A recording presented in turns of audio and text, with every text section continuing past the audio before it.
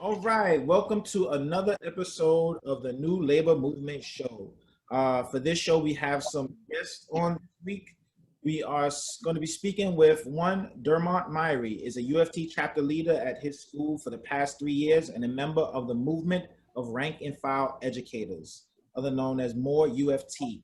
MORE is the social justice caucus of the UFT. And along with him, we have Aixa B. Rodriguez, born in Bronx. He's an educator and an education activist, English language teacher in the New York City DOE since 2005, and founder of the Bronx Educators United for Justice. Thank you both for being on the show with us. Thank you very much. We appreciate having you guys. Thanks. All right, great. So I guess before we start, I guess you can each tell us a little about yourself. All right, Aixa, why won't you go? You first letter of the alphabet. Right, ladies first. Ladies first. Cute. So I am an ESL teacher. All my students are immigrants. All my students have a story of their journey to the United States of America, all of them. And I work in high school in Manhattan, in Martin Luther King Jr. building next to Lincoln Center. And I am a founder of a Bronx Educators United for Justice. Is right now just a Facebook group, but we've been building it up to a little bit over 1,300 members. My hope for it has always been to be a place for people to share information about the community based on social justice issues, but also to have a clearinghouse for information that doesn't come out very often about what's happening in education, etc. I'm a member of the steering committee of MORE, the Movement of Rank and File Educators with Myrie, and I have been working towards equity for education since I started activism a while ago. Wow, that's good. There's a lot. There's a handful in one package. I mean, Yes. So I'll just put on an appendage. Name is Myrie. Preferred pronouns he, him. I just want to add that we're also members of the Black Lives Matter at School organizing group in New York from when it was founded years ago. I just want to stress that. I've taught social studies in the Bronx for 13 years now. And social justice means a lot to us. As you see here, we've been doing this work for a minute, unafraid, unapologetic. It's unionism protecting our workers, and that's what we're doing right now when we're protecting them from unsafe schools. And this is where the action is right now. Right. I mean, and that's great. Now, that's why we try to bring you on the show today, because we know, especially with everything happening with the COVID crisis and now bearing down on us, is about to be the start of another school year. You guys are the front lines of what's happening with that. You're the ones that's going to be directly affected. So it's good to hear, I guess, from the people who are going to be affected right before it happens. Also, just want to say thank you also because your group has also definitely supported us, as you do all other unions, during our entire strike while we were at a Spectrum for now over 3+ years. So just thank you to both of you for that as well. Thank you very much, guys. We do appreciate the support. Thank you, Ray. Right on. Now, getting right into it, let's get into the heart of the matter. What would you say is the problem that's happening right now with what's going on with the educators related to COVID and going back to school? What would you describe as the problem? One, we have some lazy politicians that have abandoned their roles and responsibility for years. Lazy politicians, you wouldn't say. Yes, I'm going to call all of them. Yeah, they do. I call them up from time to time that are not doing their job. So we have a campaign for fiscal equity, a lawsuit that was settled. Court of Appeals decided that New York State government should have been paying these monies to all these downstate schools which were underfunded. Still hasn't come through.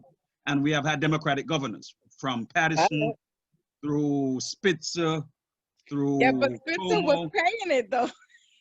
And you know, one person who paid it is the guy who works with prostitutes. He's the one who pays for schools.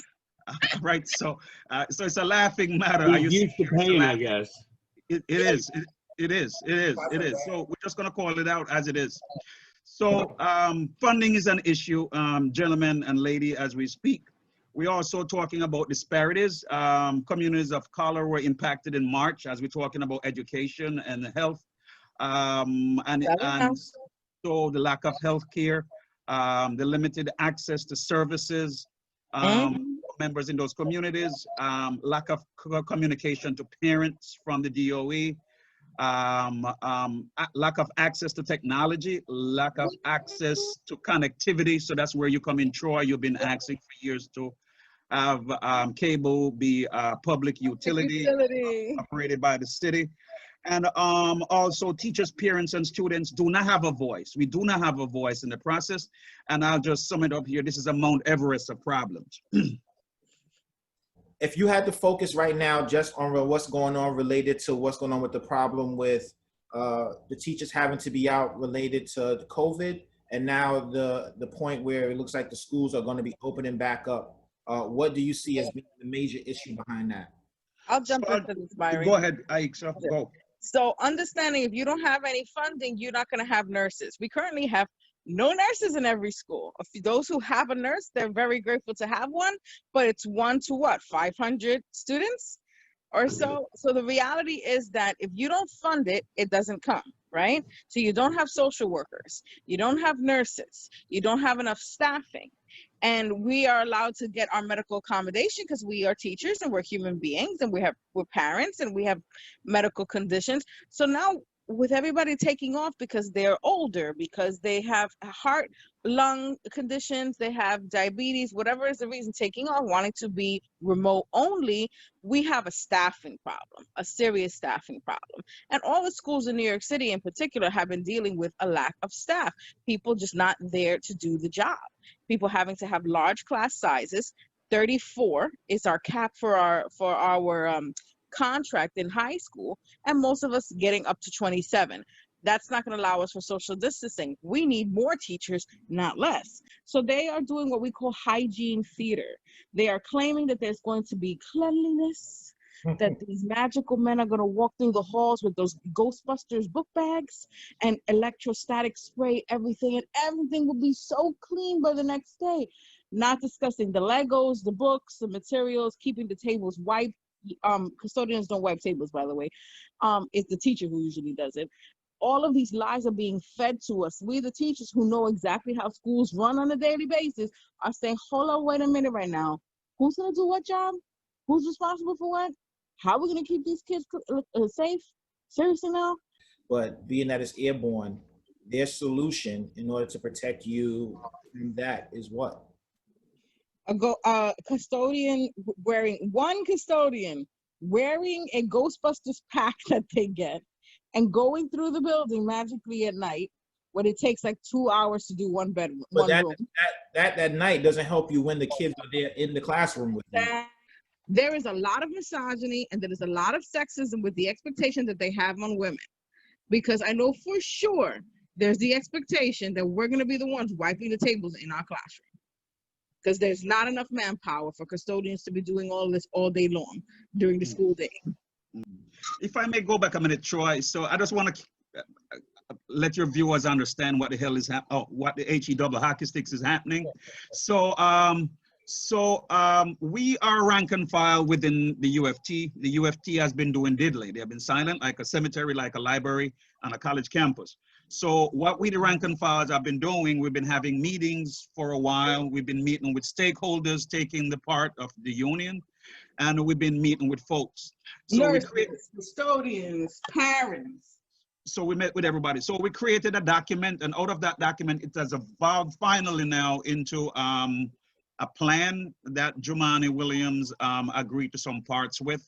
Eventually, we had to move away from Jumaane and escalated it because we realized that people weren't listening to the scientists. That was the next question I have, because we could identify the problem, but they have their idea of what they think would happen to fix it. What do you guys think is the best solution? Yes, so solution is we just go in with what the deal breakers are.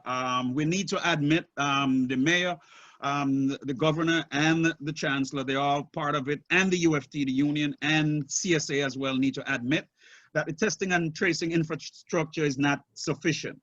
and we lack the infrastructure. So we need to come forward and find out what's the best way we can work with the scientists to do testing right across the board, not random testing as in it's in the plan.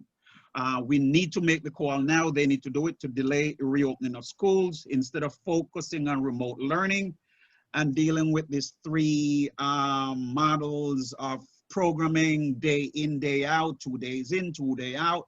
We need to make sure that parents are spending hours in meetings, they have voices to answer these questions, because none of these models are safe. Sending back students into buildings is not safe.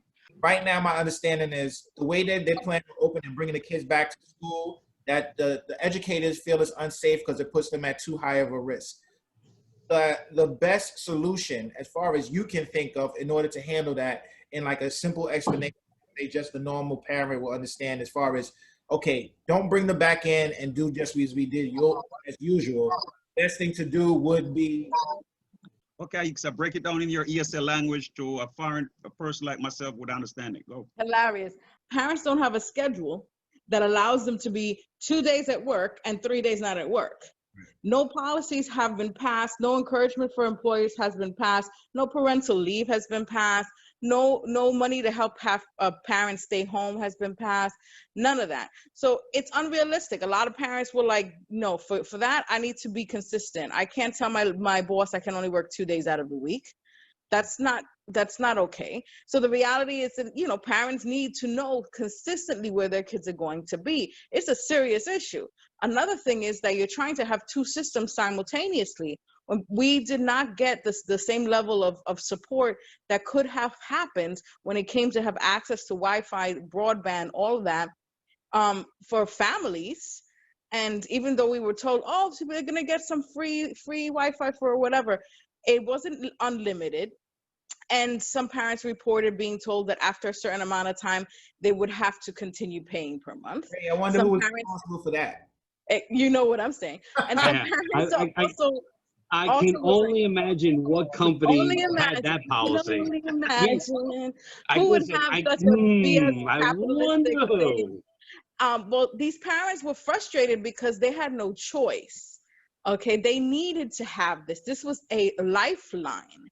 And there are some schools that had some problems reaching out to kids, and some foolish people who called ACS claimed educational neglect. There was some serious things going on, like March On, where people felt attacked, and the parents were really upset about this. The reality is that also the technology given was a mess. Okay, there were so many problems that happened that parents want guarantees that it will go smoother and the kids will be safe, but there aren't guarantees. So there are parents who are afraid that their kids who are medically vulnerable, who have special needs, are literally being put in the line of fire as the canary in the coal mine to open up these schools. And whoops, if something happens, oops. Let me ask a question to both of you, because this is the next issue. As the educators have also the fear of, you know, putting themselves at risk of having the kids come to school, and then we're trying to find different methods for opening. What do you say to the people who say, well, if we don't have the schools open back up, there is no way for parents to go back to work to be able to now provide? The schools are a place that we need to, you know, have the kids further the education.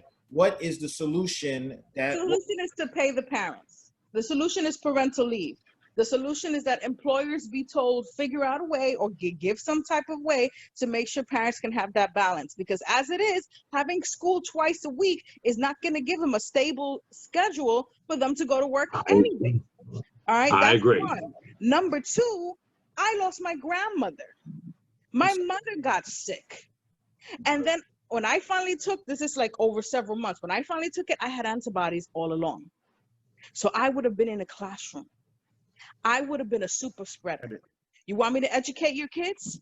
All of my kids come from 5 different boroughs because I'm a Manhattan school that accepts anybody. And because my kids were immigrants from Africa, from Mexico, from the Dominican Republic, from India, Bangladesh, that means I could have infected kids from all of these very vulnerable immigrant communities across the 5 boroughs. I would have been the new Typhoid Mary if schools weren't open. My grandmother died a horrible death all alone.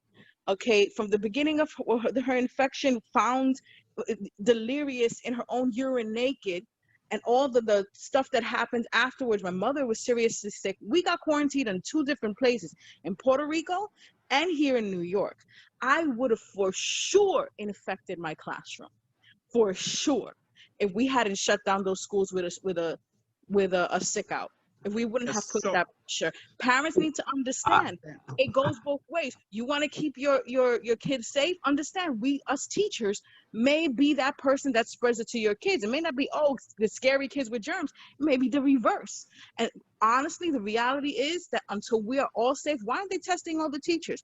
Why are they not preparing all of us and helping us directly? Why are they constantly talking to the parents, using the parents against the teachers as weapons? Using the kids, using the media to demonize us teachers as if we are lazy and don't want to work. There's a game afoot. They have in their mind an acceptable percentages of who will die. That is exactly the truth. There's an acceptable percentage in their mind of whoops, who cashes it. Because they're not trying to fix it. Because there are neighborhoods in the South Bronx, neighborhoods in Brooklyn that have a 5% infection rate. But all you hear from our mayor, oh, that we're 1%, 2%, 3%. The reality is those kids travel on the train and those kids come from those neighborhoods. They interact with other people and they come into the schools in the areas like Manhattan that have a 1% rate. Then what? The reality is we're not looking like Myrie was saying, go down to the local district level. Stop talking at the city level because you're not addressing these vulnerable communities. You're not actually helping because you're trying to be on a big macro scale and you're not addressing the micro scale where we have, food instability, insecurity, we have all kinds. Cancel rents. Like we need to have a comprehensible understanding of like, these are the pressures on parents. They got to pay rent. They got to put food on the table. Seriously, give it through SNAP, give it through whatever card that we give out to the kids, handle the food insecurity, cancel that rent, pay those landlords directly, handle the business, and give those parents some security because they're not going to be able to handle no hybrid thing for 2 days a week. Who works 2 days a week? Give me a break. Those parents are being put between the rock and a hard place. Yes, and I want to segue here before you go, Troy. And this is a good idea because if you send your child out and your child becomes sick, and you say, oh, I got to send my child out, and your child becomes eventually sick with influenza-like symptoms, could be COVID or not, you'll have to stay home with that child eventually. So the gist of the matter is, as I just want to add to what Ike is saying, parents, you need to listen to what the scientists are saying. You need to listen to what educators are saying. So parents, my message to you is, you have a right, and a lot of things are being hidden. Gentlemen, the state has rolled out guidelines for reopening schools, NYSED, and on page 30, it tells you, parents, if you have children in your home and you have pre-existing condition, you're pregnant, or whatever situation you might have, you can opt your child in for full remote. What are you going to say to people who are going to say that? I said, but right now the science is out there that says that children are much less likely to get it and much less likely to transmit it. And I think that we've had many peer countries, Israel, Denmark, Sweden, Spain, Italy, England, they've all opened up without spreading. Prior to these revelations to me, that we could have opened the schools and it would have been in the best interest of the kids and of society in general. Now that my eyes have been open to the fact that maybe that there's not enough janitors and or nurses, I realize that maybe the city, and particularly Mayor de Blasio, who I cannot stand, no offense, Mayor de Blasio, has probably dropped the ball. He's out there painting murals on streets and not taking care of schools, in my humble opinion. Well, he's got to be the mayor for everybody, and we were entertained at least by the triggering of Trump with that. That was funny, at least. I needed something to laugh at that week. But to be quite honest, Israel shut down again. All those places down in Georgia and all those places, Tennessee, Florida, shutting down left and right. But what we need to understand is that people are not expendable. Agreed. People are not widgets. And there's a lot of people who will push straight through and do the theater of the absurd of we have wipes and how magically we're going to wipe the tables all the time. So, you also have to understand that parents have no choice right now because we're not giving them a choice. If we're not giving them some type of paid parental leave, if we're not giving them the stimulus or a way to at least cover your expenses, if we're not canceling rent, that pressure is on for those parents. There has to be a social safety net in this situation. This is unprecedented and this is historic. This has never happened before. And in our communities, we need to understand that there needs to be a respect for all workers, okay? At the heart of this is a disrespect to female workers, a disrespect to janitors, a disrespect to nurses, this ability to think that certain career paths are not worthy of respect.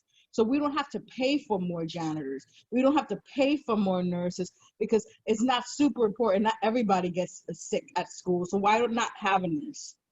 Well, that's the parents' responsibility to take care of. We don't need to have nurses in school. That's the attitude. But this is not de Blasio's fault. This is all of our Cuomo, who actually cut the same amount of money that he got from the federal government for education. He cut it from his own budget so that we got no surplus. We got nothing from the federal government because of what Cuomo did to cut it. So it goes higher than de Blasio.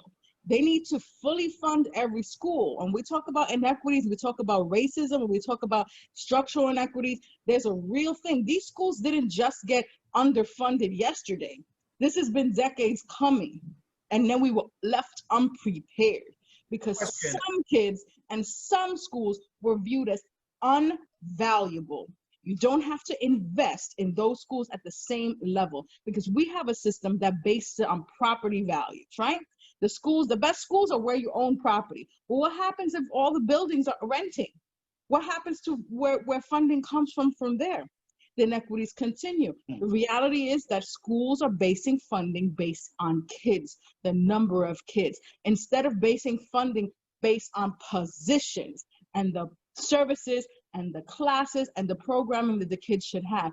That's how funding should be for schools, so that every school could have that. But it's not.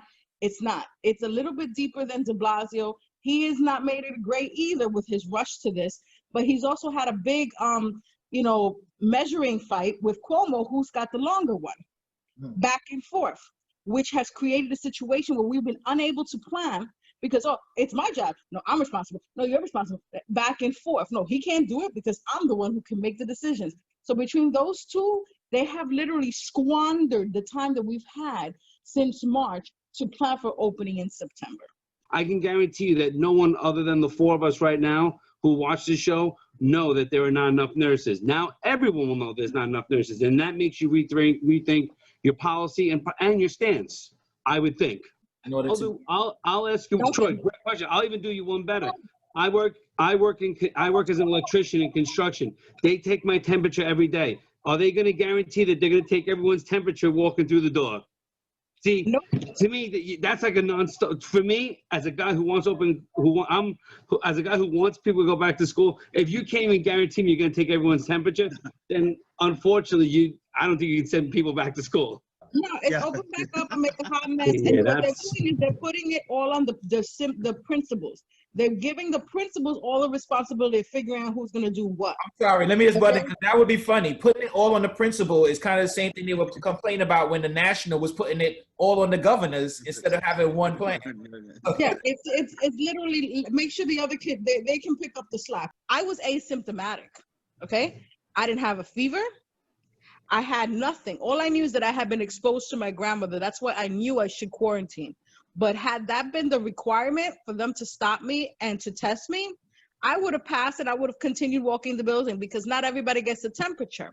It's part of the hygiene theater to assume that that is going to help. It's not, because there's plenty of asymptomatic people.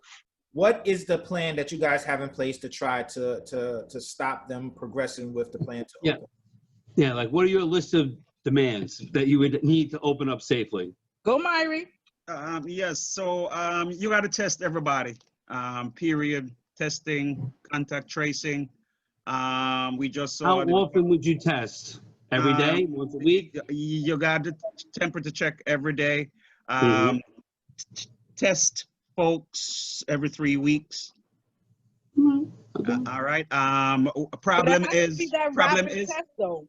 Listen, Yeah. here, 14 rapid days. testing, not this 14 days nonsense. No. You would, in a school, you would need to test kids every Monday or every Wednesday, and Yeah. you'd have to know by Thursday, Friday. You'd want to know right then and there. That way you could stop it right then and there. They're also going to have the nurses, and the problem is with the nurses, as we hear, this is a labor show. The nurses are having a lot of problems. They are about to use scabs. I'm sorry to say, proper name, Tell the substitute, truth now. Tell the truth. substitute Yeah, nurses. no. Scabs is an appropriate word on this show. That's a nice way about it. to come in now to do some of this work, as they hear the pushback been coming about nurses. So we'll have some scabs gonna be coming in. Some of these people are not trained. We don't know yet where they're coming from. And so there's no transparency. So nurses are within the union are having problems. The UFT needs to come out and make a stand that our nurses need to be protected. How do you think people, the general public, can help as far as moving forward? How can people get involved in helping? Honestly, Go ahead.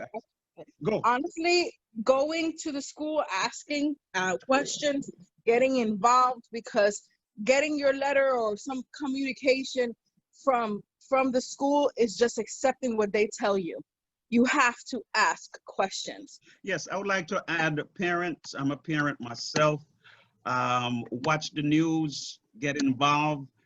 You're gonna need these two hashtags at Safe Schools New York, at Safe Schools New York. That's a parent advocate group that's right now holding people accountable. It's at Safe Schools NY, SAFE Schools NY, and at More Caucus, at MORECAUCUS. You follow those two Twitter handles and just search for More Caucus. You'll see us doing this work. We're having a meeting on August 19th. It's the Panel for Education Policy, PEP, Panel for Education Policy. To just search for DOE PEP, and you find out what's the next meeting, August 19th. Sign up, come online, make your comments, ask the chancellor questions, make your comments about your fears. And we have a march called March for the Dead over the Brooklyn Bridge, August 21st. Your child is first. You cannot bring back a child, but you can remediate some work that the child has missed. Or whatever, but you cannot bring back a child. All right. I wanted to thank both of you for coming on the show. I think it's been very informative to learn, like, especially hearing from people on the front line about some of the stuff you're going through and what we have to expect coming up as the other side, some people having to send their kids back to school. So I wanted to thank you for that. Thank both of you for coming on the show. I wanted to thank It Myra. was good. It was good. We really appreciate it. And that's it for this week. So this has Thank you been so much. another episode of the New Labor Movement Show. This is one of your hosts, Troy. This is your other host, Ray, who has learned a lot this on this show. And we'd like to thank our guests, Myri and Aisha, for being here. And we are signing out. Thank you so much. Thank you. Thank you. All right. Good. I think it's under control. I'll tell you what. How? 1,000 Americans are dying a day. They are dying. That's true. And it is what it is.